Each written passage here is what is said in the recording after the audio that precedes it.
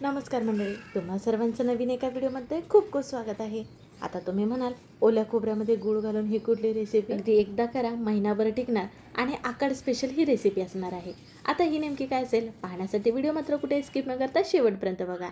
चला मग व्हिडिओला सुरुवात करू. सुरुवातीला इथं बघा खलबत्ता घेतला आणि त्याच्यामध्ये ना आपल्याला वेलची, सुंठ, बडीशेप त्याचबरोबर आपलं जे जायफळ असतं ते असं आपण कुटून पावडर करून घेणार. त्यासाठी इथं ना बघा एक 5 ते 6 इतक्या वेलच्या घेतल्यात, खलबत्त्यामध्ये घातलेल्या आहेत. आणि त्याचबरोबर इथं बघा सुंठ घेतलेला आहे. सुंठाचा एक छोटा तुकडा ना ठेचून घेतलाय बघा आणि तो घेतलाय. जे सुंठाचा तुकडा हा मोठा होता का नाही, त्याच्यामुळे इथं थोडाच घेतलाय तोडून. त्याचबरोबर इथं ना जायफळ घेतलंय, अगदी थोडं घेतलंय बघा. आणि तो सुद्धा नाही इथं जायफळ असा मोडून घातलाय. त्याचबरोबर अर्धा चमच इतकी बडीशेप घेतली. त्याचबरोबर 1 चमच इतकी साखर घालूयात, म्हणजे हे चांगल्या प्रकारे बारीक होईल. आता इथं तुम्ही खलबत्त्यामध्ये हे असं करू शकता, पण का नाही हे मी मिक्सरला वाटून घेत आहे, म्हणजे कशी चांगली बारीक पावडर होईल. तर इथं बघा हे ना मी मिक्सरला करून घेतलं, कारण खलबत्त्यामध्ये ना बारीक पावडर झाली नाही, मोठी मोठी झाली, म्हणून इथं मी मिक्सरला करून घेतली. आता तयार ही पावडर बाजूला ठेवूयात. तोपर्यंत इथं बघा, इथं ना एक नारळ असतो आपला ओला, त्याच्यातला अर्धा नारळ घेतला. ओला नारळ घ्यायचा बरं का, आणि त्याच्या 5 चकत्या चकत्या करून घेतल्यात. अगदी तुम्ही खोबरं खाऊन घेऊ शकता किंवा मोठे मोठे तुकडे करून घेऊ शकता किंवा ह्याच्यापेक्षा लहान लहान तुकडे करून घेऊ शकता. आपल्याला जमेल ती इतकी बारीक मिक्सरला ना पेस्ट करून घ्यायची आहे. सुरुवातीला पाणी नव्हतं घातलं, असंच वाटून घेतलं, पण जरा भरड भरड झालं आहे बघा. त्याच्यामुळं काय करायचं आता याच्यामध्ये आणखी थोडं आपण पाणी घालूयात आणि जमेल ती इतकी बारीक पेस्ट करून घेऊयात. पाणी पण अति घालायचं नाही बघा, अशी बारीक पेस्ट होईल की नाही इतपतच पाणी घालायचं बरं का. आणि मस्त आता बारीक झालं आहे बघा, ह्या टाईपचं आपल्याला ठेवायचं आहे. ओलं खोबऱ्याचं प्रमाण सांगायला गेलं तर तुम्ही तुमच्या आवडीनुसार कमी अधिक करू शकता, पण खोबरं जरी जास्त झालं तरीसुद्धा काही फरक पडत नाही, छान असा पदार्थ होतो. आता हे तर एक कढई घेतले आणि आपण आता हे जे मिक्सरला बारीक केलेली पेस्ट खोबरं जे होतं ना, सर्व ह्या कढईमध्ये काढून घेऊया. जरी तुम्हाला सुकं खोबरं वापरायचं असेल ना, मग पाण्यामध्ये अगोदर ना भिजत ठेवा 1 तास 2 तास, मग ते खोबरं नरम होतं. मग त्याची इथं पेस्ट करून अशी तुम्ही वापरलात तरीसुद्धा चालेल, जर ओलं खोबरं वापरायचं नसेल तर. आता बघा इथं खोबरं सर्व हे काढून घेतलं. आता ह्याच्यामध्ये घालायचं गूळ. तर गूळ 1 वाटी इतका घेतलाय बघा, एकदम बारीक बारीक चिरून घेतलाय बरं का, अगदी किसून सुद्धा तुम्ही घेऊ शकता. काय करायचं आपल्याला ह्याच्यामध्ये ना पाणी घालायचं आहे. तर पाणी किती घालायचं आपल्या अंदाजानुसारच घालायचं. साधारण एक ज्या वाटीने गूळ घेतला होता त्या वाटीने पाव वाटी म्हणायला गेलात तर हरकत नाही, पण अगदी जास्त बिलकुल घालायचं नाही बरं का. आता का नाही आपल्याला हे गॅसवरती नेऊन ठेवायचं आहे आणि काय करायचं आहे ह्याच्यातला गूळ वितळूसपर्यंत का नाही आपल्याला हे शिजवून घ्यायचं आहे. ह्याचा पाक वगैरे बिलकुल करायचं नाही. आता म्हणाल तुम्ही खोबरं काय ह्याच्यामध्ये घालायचं, तर खोबरं पण ह्याच्यामध्ये घातल्यामुळे ना नरम होतं, शिजलं जातं, त्याच्यामुळे गॅस मध्यम ठेवला आहे. आणि जसं गूळ वितळ जाईल ना तसं हे पातळ होत जाणार आहे बरं का. आता एकूण गुळाचं प्रमाण कसं ठरवायचं हे तुम्हाला मी पुढे सांगतेच बरं का. गॅस वाढवायचा नाही बरं का, नाहीतर गूळ जो असतो ना तो कडक होतो. म्हणून फक्त आपल्याला काय करायचं, गूळ हा वितळून घ्यायचा आहे बघा. जसं गूळ वितळेल ना तसं हे पातळ व्हायला लागले. एकदा बघायचं ह्याच्यामध्ये गुळाचे छोटे मोठे खडे राहिलेत का. तर बघा गुळाचा एकही कण राहिलेला नाही, सगळा गुळ आपला वितळलेला आहे. मग इथं गॅस बंद करून घ्यायचा आणि चांगल्या प्रकारे हे पातळ झालं. तोपर्यंत तुम्ही मला सांगा, तुम्ही आपल्या चॅनलला सबस्क्राईब केलं की नाही. केलं असेल तर ठीक आहे, पण नसेल केलं तर पटकन करून घ्या बघू, म्हणजे पुढील येणारे नवनवीन व्हिडिओ तुम्हाला पाहायला मिळतील. आता बघा काय करायचं, खाली एक परात घ्यायची आणि त्याच्यामध्ये हे सर्व मिश्रण काढून घ्यायचं आहे. म्हणजे आता खूप हे गरम आहे का नाही, आपल्याला थंड करून घ्यायचं आहे. त्याच्यासाठी इथं परातीमध्ये ओतून घ्यायचं आहे आणि सगळीकडे हे पसरून घेऊयात, म्हणजे कसं हे लवकर थंड होईल. तुम्हाला बघा आतापर्यंत आपण कुठली रेसिपी करत आहोत हे नव्हतं सांगितलं. तर आता बघा आकाड सुरू आहे. मग आकाड म्हणलं की म्हणतात काहीतरी तळणीचे पदार्थ करतात बघा. आज आपण आकाड स्पेशल का नाही तळणीमध्ये कापण्या करणार आहोत बरं का. नेहमी आकाडामध्ये ना आमच्याकडे तर कापण्या करतात, बऱ्याच भागामध्ये गोडपुरी तिखटपुरी असे सुद्धा तळणीचे पदार्थ करतात.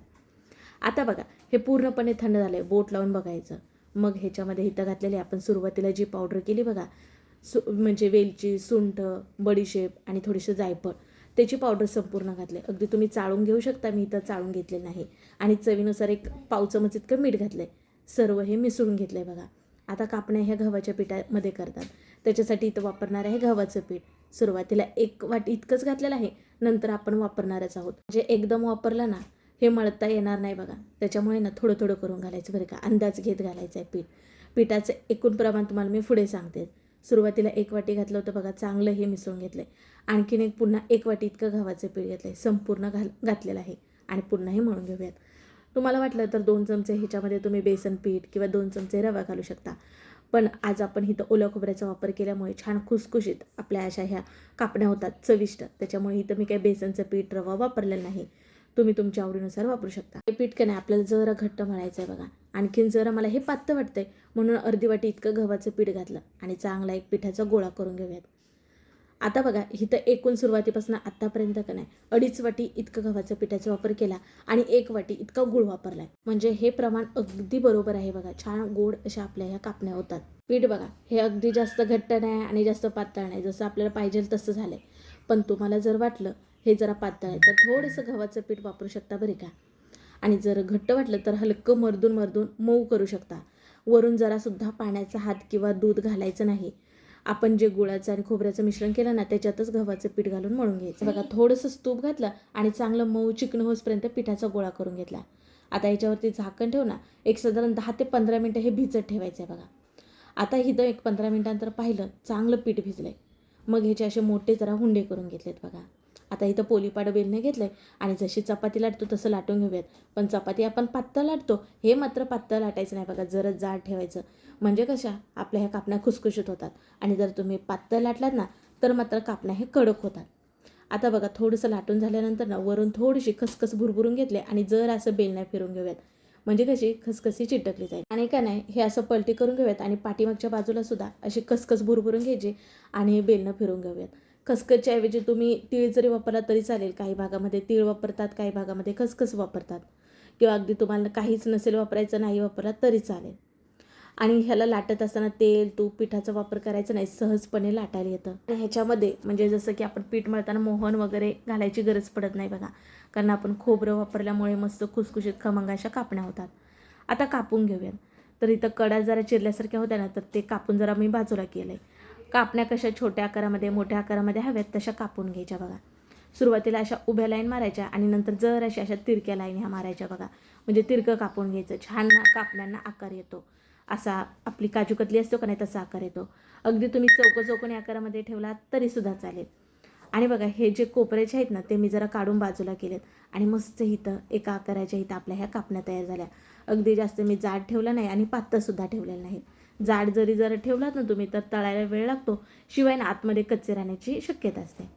आता एक इथं झाला, आता दुसरासुद्धा इथं मी एक हुंडा घेऊन लाटून घेते. तोपर्यंत इथं बघा गॅसवरती का नाही तेल गरम करायला ठेवलं होतं. थोडा गोळा टाकून बघितला, तेल गरम आहे. तेल जास्ती कडकडीत गरम नसावं, मध्यम गरम असावं बघा. आणि आता आपण ह्या ज्या कापून घेतलेल्या कापण्या होत्या त्या सोडूयात.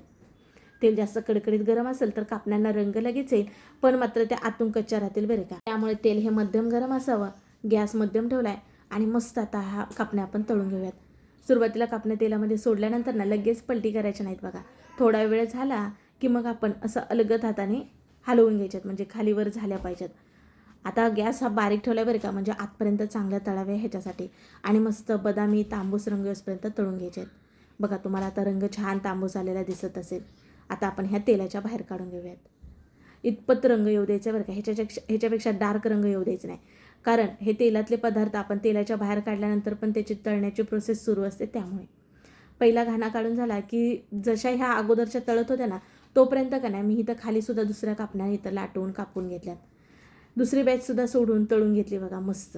आता आपण सर्व ना अशा प्रकारेच्या कापण्या तळून घ्यायच्या आहेत. आणि जशा कापण्या तळून होतील ना तशा इथं बघा मी टिश्यू पेपरवरती काढून घेत आहे. आता ह्या चाळणीवरती ना टिश्यू पेपर ठेवला आहे.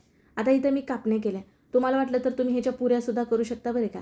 म्हणजे एक छोटा गोळा घ्यायचा आणि त्याची जर अशी जाडसर अशी पुरी लाटायची. मस्त फुगलेली ही सुद्धा पुरी होते बघा. म्हणजे अशी कोरडी जरी पुरी खाल्लात ना तरीसुद्धा खायला छान लागते. ह्याच्यामध्ये खोबरं आहे, शिवाय गूळ असल्यामुळे गोड पुरी मस्त लागते. आपण घेतलेल्या प्रमाणामध्ये बघा इतक्या साऱ्या ह्या कापण्या तयार झाल्यात. आपण ह्याच्यामध्ये सुंठ, बडीशेप, वेलची वापरली ना त्याच्यामुळे खमंग चविष्ट अशा आपल्या ह्या कापण्या होतात बघा. तुम्हाला मोडून दाखवते. कडक किंवा वातट अशा बिलकुल होत नाहीत बघा. मस्त खुसखुशीत ह्या कापण्या झाल्यात. ह्या कापण्या अगदी महिना 2 महिना खराब होत नाहीत बरं का, छान टिकल्या जातात. शिवाय तुम्ही अशी पुरीसुद्धा करू शकता. अगदी चहासोबत ही पुरी छान लागते. तुमच्याकडे आकारामध्ये काय करतात मला नक्कीच कमेंटमध्ये सांगा बरं का. आता तुम्हाला इथं 2 ते 3 मी कापण्या मोडून दाखवल्या. तुम्हाला अंदाज आलाच असेल त्या किती खुसखुशीत झाल्यात.